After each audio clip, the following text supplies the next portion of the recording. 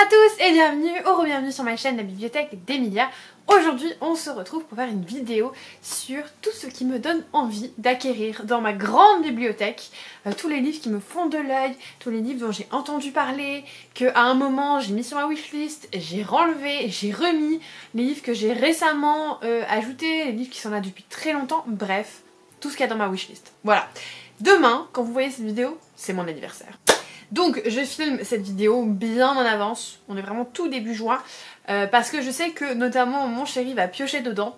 Donc pour être sûr de ne pas me faire spoiler, je tourne cette vidéo très en avance, puisque une fois que j'aurai tourné cette vidéo, je ne retournerai plus sur ma wishlist. Voilà, tout simplement. Et j'avais envie de vous montrer voilà, tous ces titres que je n'ai pas acquis, dont je n'ai pas passé le pas de les acheter, mais qui sont là, voilà, qui restent par ici, qui retiennent vraiment mon attention. Donc je vais aller sur ma wishlist et on va faire le tour de tout ce qu'il y a dedans. Le premier titre qu'on va y trouver, c'est l'intégrale reliée des Chroniques de Rokosby de Julia Quinn, tout simplement, puisque là je commence à vraiment m'activer niveau Bridgerton. En vrai il me reste 3 intégrales plus la Reine Charlotte, mais je le compte pas comme faisant partie de la saga. Donc il me reste 3 intégrales à lire. Non pardon, 2 puisque j'en ai lu une en mai. Et qu'au début je m'étais dit oh je vais peut-être pas tout lire en 2025. Mais en fait n'ayant pas cette année, c'est officiel, de série Bridgerton ou de l'univers dérivé. Parce que par exemple il y a une année où vous avez mis la série Reine Charlotte. Je suis en manque.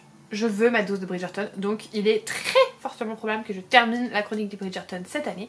Et donc je m'étais toujours dit que j'achèterais les autres une fois que j'aurais terminé Bridgerton, donc c'est pour ça que je l'ai mis très récemment sur ma wishlist.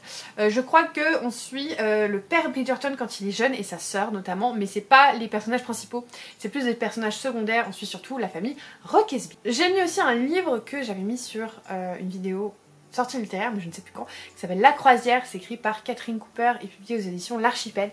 C'est un thriller en huis clos qui va se passer sur un bateau de croisière. Et ça, pour l'été, j'avoue que ça me donne très très envie. Donc je l'ai mis là, ça fait longtemps que je l'avais mis, et je pense qu'à un moment je l'ai supprimé. Et récemment j'ai fait la vidéo des sorties du mois, où je vous parlais du nouveau titre de Catherine Cooper. Et en fait je n'ai jamais acheté aucun de ses livres. Donc à chaque fois je l'ai mis sur des vidéos sorties du mois, mais j'ai jamais passé le pas, donc voilà, je l'ai mis ici. Ensuite, regardez-moi bien, c'est-à-dire que si je ne l'ai pas à mon anniversaire, c'est le premier achat que je fais. Funny Story de Emily Henry. Vous le savez, Emily Henry, c'est une des rares autrices de romances qui trouve vraiment grâce à mes yeux. J'adore ces romances, surtout pour l'été. Vraiment, c'est mon petit bonbon chaque année. Ça et Ali Hazelwood. Mais je trouve que Emily Henry, il y a peut-être moins de smut et du coup, c'est plus le type de romance que j'aime. Donc son nouveau titre qui sort chez Hauteville, évidemment que je l'ai mis. Il sort le 4 juin. Mon anniversaire c'est le 12. Pour vous dire que si le 13 je me rends compte que je ne l'ai pas parce que mon chéri ne l'a pas pris, ou peut-être quelqu'un me le refaire, je ne sais pas, je l'achète. Voilà, ça c'est top priorité. J'ai mis priorité très grande. Bref, ensuite on y retrouve le dernier tome de la saga Vampiria, donc le Requiem des souvenirs, écrit par Victor Dixon.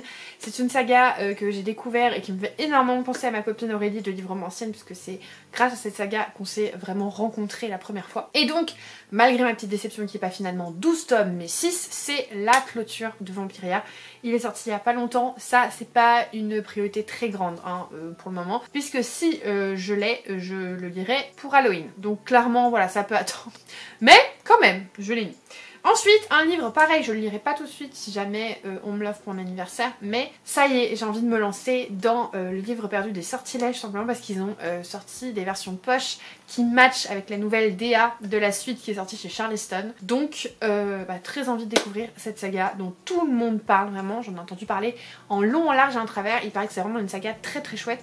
Donc je l'ai mis sur ma wishlist tout simplement. Encore dans les sorcières, je vous avais présenté dans une vidéo sortie littéraire, je crois que c'était mai, le livre des sorcières de C.J. Cook. C.J. Cook, j'ai déjà un livre d'elle dans ma pile à lire qui est le phare des sorcières je crois, que je n'ai pas lu, mais là on est aussi sur une thématique avec historique un peu sorcellerie, avec un livre qui est donc un livre de sortilèges maudits et compagnie, donc ça me tentait bien, mais encore une fois c'est pas des choses qui sont en top de ma liste en ce moment.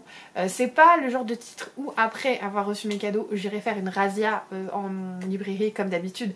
Je vais forcément me prendre parce que ça pour moi ça crie l'automne, donc c'est pas trop ma priorité pour le moment. mais quand même. Ensuite, en ce moment, je suis à fond dans la fantaisie adulte. Je me rends compte que c'est vraiment ce qui me stimule.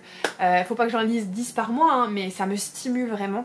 Et du coup, j'ai mis un livre des éditions Léa de James Hilton qui s'appelle L'ombre du savoir perdu.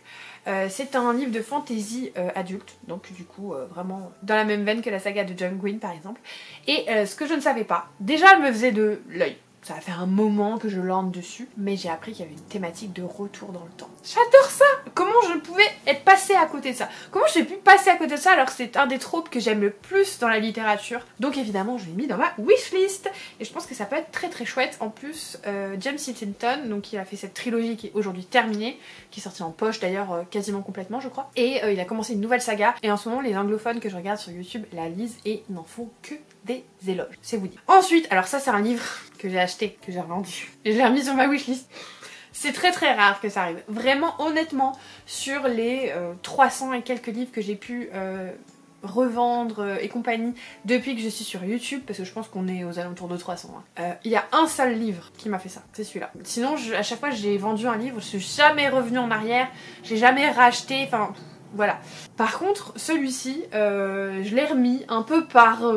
voilà, ça a été un coup de folie. Simplement parce que j'ai lu Le Pacte des Roses en anglais, donc The Rose Bargain de Sacha Peyton Smith. Et ma foi, c'était vachement chouette. Et du coup, je me suis dit, ah, c'est dommage quand même que j'ai vendu l'autre livre qu'elle avait fait, qui est donc Axhaven, le cercle des sorcières, le tome 1. Honnêtement, je sais pas si je vais le laisser sur ma wishlist. C'est juste à la fin de ma lecture, je me suis dit, ah, c'est trop dommage qu'en fait que je n'ai plus le tome 1 de l'autre saga. Ça arrive, mais honnêtement, comme je vous dis, sur tout ce que j'ai pu revendre, donner et compagnie, c'est jamais arrivé que je revienne en arrière. Donc, en général, je fais quand même pas ça à la va-vite. Je réfléchis, je creuse le sujet pour savoir si je me sépare d'un livre ou pas. Bah voilà, il fallait bien qu'il y en ait un que je me rachète. Sur tous ces livres que voilà, j'ai revendus sans lire, c'était sûr. Mais bon, voilà, comme je vous dis, là c'est juste parce que je viens de terminer le Pacte des Roses, donc je l'ai mis dessus, mais c'est pas ma priorité quoi. Ensuite, pas encore ma priorité, tout simplement parce que c'est un livre que je lirai cet hiver, c'est la suite de Runborn. Mais par contre, qu'est-ce que j'ai aimé Runborn? C'était tellement bien. Du coup, j'ai trop hâte de lire le tome 2, sauf que en fait, quand il est sorti, bah, c'était pas trop la saison, et puis j'avais d'autres lectures, et du coup, je l'ai même pas acheté. Mais ce qui est sûr, c'est que je le lirai soit pendant les mois froids de cette année, donc fin d'année, soit début d'année, parce que vraiment j'avais trouvé ça trop chouette. C'est inspiré de la mythologie nordique et c'est hyper bien fait et franchement j'ai adoré, donc hâte de lire la suite. Ensuite j'ai mis un graphique, il y en a pas beaucoup hein. Je m'étais dit cette année je lis plus de graphiques, ouais, j'en ai lu 2, ouais je crois 2. Donc j'ai mis Le Croc en mur, c'est écrit par Mickaël Brarnaud, de Mémoire de la forêt, donc forcément... Je crois que c'est un blaireau, le personnage sur la couverture. C'est pas du tout la même illustratrice, mais j'aime tellement Mémoire de la forêt que quand Mickaël Brarnaud sort autre chose, bah forcément ça m'intéresse. En plus, j'ai mon amie Lucie d'Entre les lignes de Lucie qui l'a lu, qui l'a adoré, donc forcément... on my wishlist. Ensuite, quelque chose où je suis contrariée. La suite de... comment il s'appelle déjà? Désir immortel, de Chloé Gong. Ça devait être une duologie. Donc la suite Dessin infâme devait clôturer la duologie. Que nenni, finalement il y aura un 3e tome. Je déteste quand les auteurs font ça. Je déteste ça. Vous me direz ça me change pas grand chose. Mais voilà, ça me fait pas plaisir. Donc, bah, le 2e tome, il se trouve que je l'ai demandé à la maison d'édition et que l'envoi s'est perdu. Et comme à chaque fois je suis très mal à l'aise de revenir en mode hey coucou je l'ai pas reçu, j'ai dit allez c'est bon tant pis. Donc la suite de Désir immortel qui est donc cette saga qui est mi-fantastique, mi-dystopique où on a une espèce de Hunger Games mais à ciel ouvert dans la ville en fait. Et c'est pas des gens qui sont tirés au sort, c'est des gens qui s'inscrivent volontairement parce qu'il y a la famine dans ce monde là. Et que du coup, bah, s'inscrire, c'est promettre à sa famille, même si on meurt, de l'argent et de la nourriture. Donc voilà, c'est des petits jeux qui sont faits pour distraire non pas la population, mais surtout le gouvernement.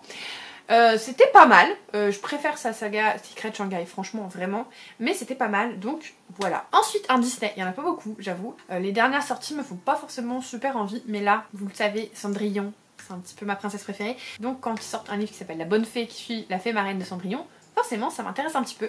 J'en sais rien de... mais c'est Cendrillon. Donc, et puis c'est une nouvelle saga, donc je sais pas trop quoi en penser. C'est une autrice qui a écrit des Twisted Tales que j'ai à la fois aimé et d'autres pas. Mais du coup je me dis que j'ai envie de tenter le. Ensuite, le dernier tome du Pont des Tempêtes, tout simplement parce que j'ai le tome 3 dans ma pile à lire. Je sais que je vais l'aimer, donc j'ai mis le tome 4 dans ma wishlist. Je l'ai pas acheté, mais je l'ai mis dans ma wishlist. Duologie, enfin suite de saga, les 2 tomes qui vont suivre un couple différent de Lara et Aren qui sont donc les protagonistes principales de la première duologie.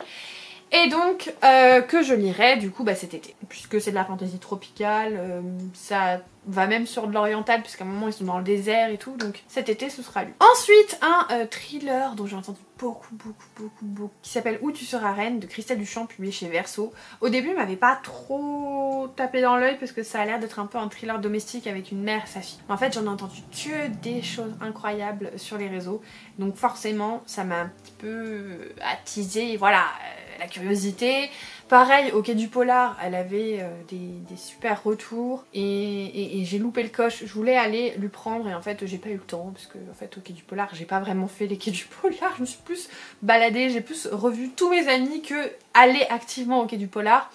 Mais donc du coup je l'ai mis sur ma wishlist. En parlant de thriller, de Quai du Polar, j'ai adoré cette année un titre de Johanna Gustafsson et du coup j'ai mis son ancien titre qui s'appelle L'île de Yule, qui se passe en plein hiver. C'est du thriller, voilà, pas nordique, je suis pas sûre que ce soit nordique, mais thriller polaire, puisque j'ai beaucoup aimé le livre que j'ai lu d'elle en début d'année, Les Morsures du Silence, et du coup j'ai mis en poche son livre précédent, que quand on aime un auteur, autant continuer. Ensuite un de Saxus au début que j'avais pas trop voulu tenter, et finalement plus ça va, plus ça me hype. Ça s'appelle La Traversée des damnés, et je crois que c'est quelque chose avec beaucoup d'humour, et en fait j'ai vu le truc de l'humour revenir très souvent dans les posts sur Instagram et ça a vraiment titillé mon intérêt. Je me suis dit en vrai why not. Il y a ce côté un petit peu aussi enquête parce qu'il y a des cadavres qui sont trouvés nuit après nuit, il faut découvrir qui a fait quoi. Donc il y a un petit peu ce mix entre un peu thriller et un peu fantasy avec beaucoup d'humour apparemment et tout ça forcément ça me donne envie. Donc je l'ai mis sur ma wishlist. Ensuite des livres qui sont pas du tout saison, donc c'est pas du tout ma priorité, mais par contre c'est des livres que j'ai très envie de découvrir. Le premier c'est Rewitched de Lucy Jane Wood, publié chez Calix. C'est une espèce de ma sorcière bien aimée avec cette romance paranormale toute mignonne, toute cosy. Ça me donne extrêmement envie. Dans la même vibe, mais pour moi c'est plutôt printanier, c'est La petite boutique au sortilège publiée chez Brajlon de Sarah Beth Durst. Aurélie en a fait une éloge pas possible et je pense que c'est typiquement le genre de roman qui va me transporter. Du cosy, la nourriture, voilà, c'est fait pour moi. Donc ça c'est sûr par contre que je pense si je ne l'ai pas à mon anniversaire, ça fera partie de mes craquages post-anniversaire. C'est-à-dire les cadeaux de mois à mois qui sont voilà très appréciables. Ça c'est sûr. Si jamais je l'ai pas à mon anniversaire, je me l'achète direct. Ensuite il y a la sorcière de Thornfield dont j'ai entendu énormément de bonnes choses aussi. Automne. Voilà, c'est pour ça, ça c'est pas du tout une priorité. Je l'achèterai pas direct si jamais je ne l'ai pas, c'est pas ma priorité du tout. Mais j'en ai entendu des très bonnes choses, donc forcément ça a titillé mon intérêt et ça finit sur ma wishlist. Par contre, ça c'est aussi un livre, si je ne l'ai pas, je me rue en librairie.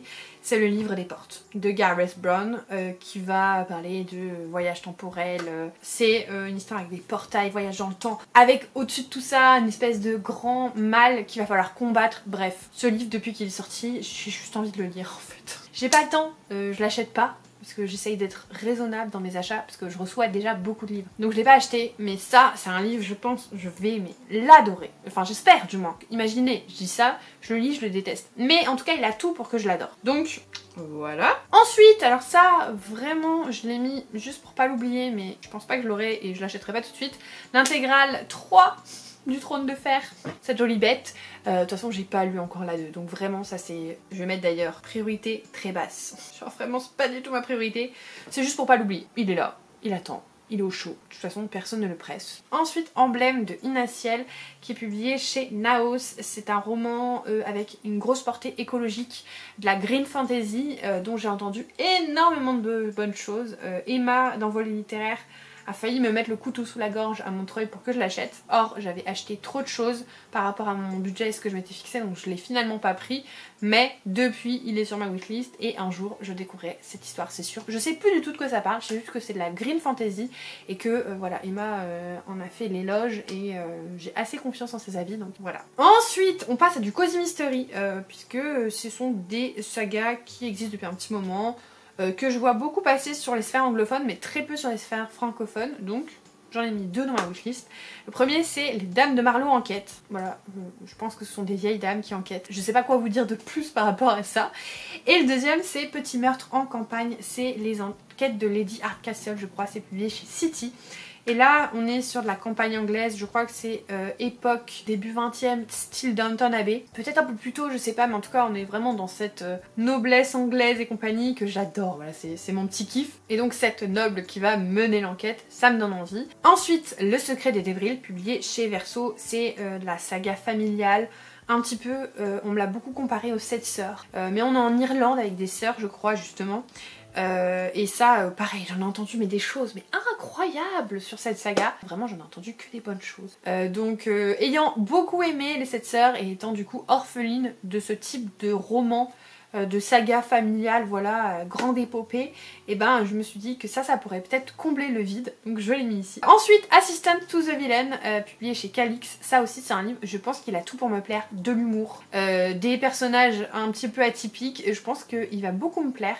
Donc je l'ai mis, ça fait très longtemps qu'il est sur ma wishlist, depuis sa sortie je crois. Alors très longtemps, depuis octobre 2024, mais c'est l'un des plus vieux livres de ma wishlist, puisque je fais quand même des tris assez réguliers.